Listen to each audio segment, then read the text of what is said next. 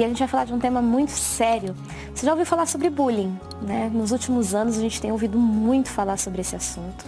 E esta é uma questão que merece a atenção e o entendimento de pais, mães, avós, avós, todos nós, sociedade, para esse drama. Segundo dados do Programa Internacional de Avaliação de Estudantes no Brasil, gente, aproximadamente 1 em cada 10 estudantes é vítima frequente de bullying nas escolas.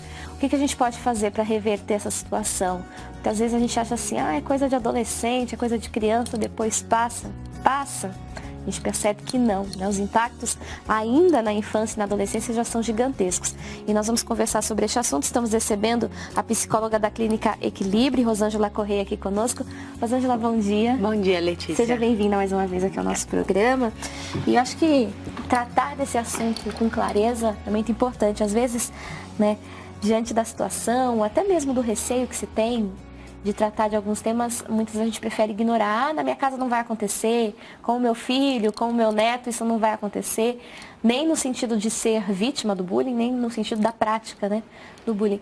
E isso não é verdade, né? Muitas vezes está muito próximo da gente. Sim, geralmente está muito próximo, tanto de uma criança que é vitimizada de bullying, como o algoz também que pratica bullying.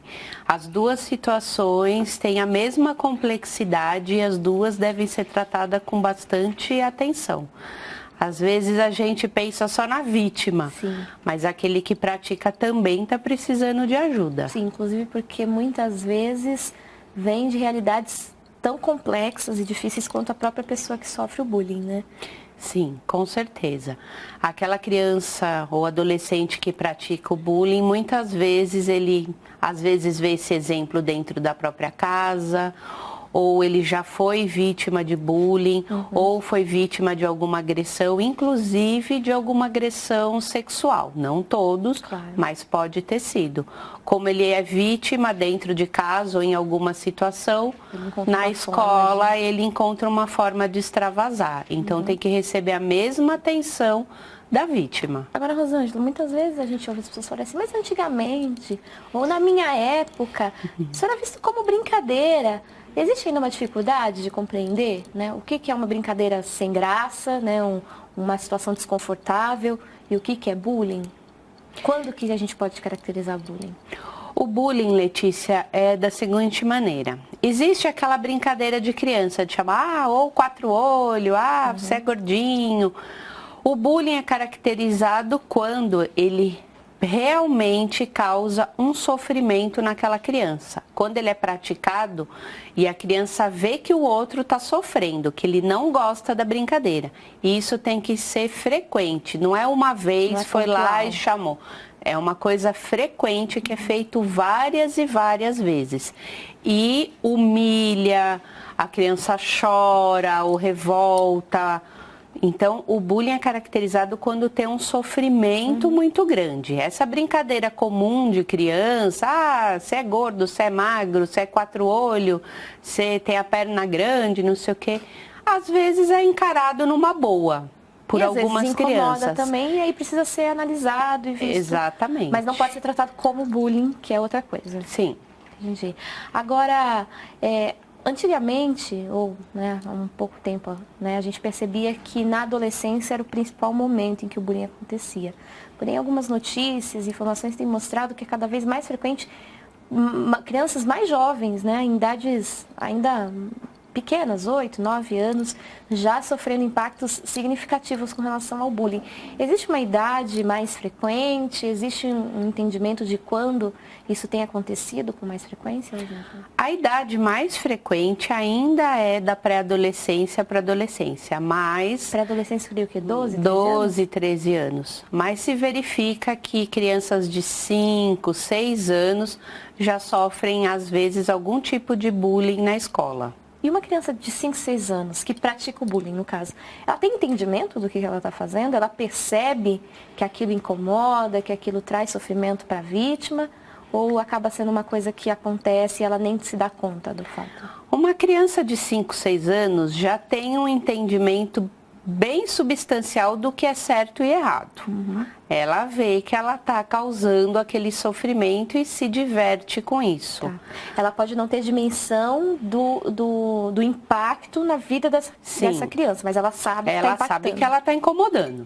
Por isso que ela faz. Ela acha divertido ver o outro chorar, ou se aborrecer, ou ficar nervoso, nervosa. Ela sabe que aquilo não é legal, mas não sabe a consequência que isso pode ter. E precisa conversar sobre isso, sobre essas consequências, alertar, né, para que a gente consiga evitar a prática do bullying? Bom, Letícia, assim, a maneira principal que deve as escolas levar em consideração o bullying é orientar. A educação sempre é a melhor forma de evitar o bullying. Só reprimir não adianta. Tem que ser feito campanhas dentro da escola para que isso seja evitado. Campanhas onde mostram que as pessoas têm que ser respeitadas, se colocar no lugar do outro. Com isso, o bullying pode ser evitado. Perfeito. Olha, chegou uma pergunta pra gente da Kátia de Almeida, de São José dos Campos, São Paulo. Muito obrigada, Kátia. Kátia nos acompanhando pelo canal 11, né? Também em São José dos Campos, canal 11.1, canal digital da Boa Vontade TV. Você pode nos acompanhar por esse canal e tantos outros. Muito obrigada pela audiência e participar também aqui do nosso programa. Quer fazer pergunta? É só usar o WhatsApp da Boa Vontade, 11 99801 1242. A Kátia quer saber sobre como os pais podem identificar que o filho está sendo alvo de bullying. A gente falou da escola, mas os pais também são fatores importantes e a gente vai responder isso daqui a pouquinho aqui no nosso programa Vida Plena. Você que é pai, você que é mãe, será que tem algum sinal, algum indício de que seu filho está sofrendo ou está praticando bullying? É o que a gente vai responder depois do intervalo. Fique com a gente. Vamos prosseguir falando sobre um assunto muito sério. Bullying é o tema da nossa entrevista de hoje. Nós estamos conversando sobre este assunto com a Rosângela Corrêa, psicóloga. Você pode fazer a sua pergunta, como fez aqui a Kátia de Almeida, de São José dos Campos, São Paulo. A gente deixou para fazer a pergunta da Kátia agora. E você pode então bem interagir com a gente. 11 99801 1242. A Kátia é mãe e ela quer saber como os pais podem identificar que o filho está sendo alvo de bullying. E aí eu completo. Dá para identificar, Rosângela? Dá para perceber? Dá sim, Letícia. Kátia, para você identificar se seu filho ou sua filha, os sobrinhos, os netos estão sofrendo bullying, geralmente a primeira reação dessa criança ou jovem é não querer ir para a escola. Né? Na hora que ela vai para a escola, começa a dar dor de cabeça, dor de barriga, chora, não quer ir para a escola. Se for uma criança muito pequena, de 5, 6 anos, ela pode voltar em estágios anteriores do desenvolvimento. O que significa isso? Uma grande característica é, por exemplo, voltar a fazer xixi na cama, mesmo sendo uma criança de 6, 7 anos. E é bom os pais devagar e identificando, conversando com essa criança para ver o que está acontecendo. Geralmente, quando eles são mais velhos, eles entendem mais e conversam com os pais. Conseguem verbalizar melhor. Conseguem verbalizar melhor. Quando é uma criança muito pequena, geralmente o agressor do bullying ameaça essa criança. Se você contar. Se você contar, eu vou pegar sua mãe. E a criança não tem essa noção de que isso real. Exatamente, que é uma ameaça real. Quando são mais velhos, eles às vezes com uma conversa contam. Outra coisa que pode acontecer com esse jovem é começar a ficar muito agressivo em casa, cair as notas da escola, ou ao contrário, se isolar, por exemplo. Ou ao invés de agressivo, se isolar, ficar cada vez mais tímido. Porque geralmente quem sofre bullying já são crianças, na sua maioria, mais tímidas, mais retraídas, que é por isso que os outros conseguem praticar o bullying e a criança sofrer tanto. Aí, se ela sofre bullying, isso se agrava, ela fica mais tímida, mais retraída, não quer sair de casa, não quer ir para a escola e etc. Isso são alguns dos pontos que ocorrem para caracterizar que aquela criança está sofrendo bullying. A gente falou aqui da questão dessa relação dos pais e a gente, quando chega na fase adulta, a gente tende a olhar para o nosso passado, né? com esse olhar da superação, de entender que as coisas passam, né? E que mesmo os problemas que a gente achava que eram grandes não são mais. E às vezes a gente usa esse discurso com essas crianças e com esses jovens. Mas vai passar, ou daqui a pouco, né, você supera. Minimizar o impacto desse bullying, ou ignorar, por exemplo, falando que, né, vai passar de qualquer jeito, é ruim. A criança e o jovem não encontrar, né, alguém que o acolha dentro de casa, pode também trazer prejuízos para ela? Sim, Letícia, pode trazer prejuízos. O bullying é uma coisa que tem que ser levada muito a sério dentro das escolas, tem que ser levado a sério pelos pais e verificar qual é o nível de impacto que tem nessa criança.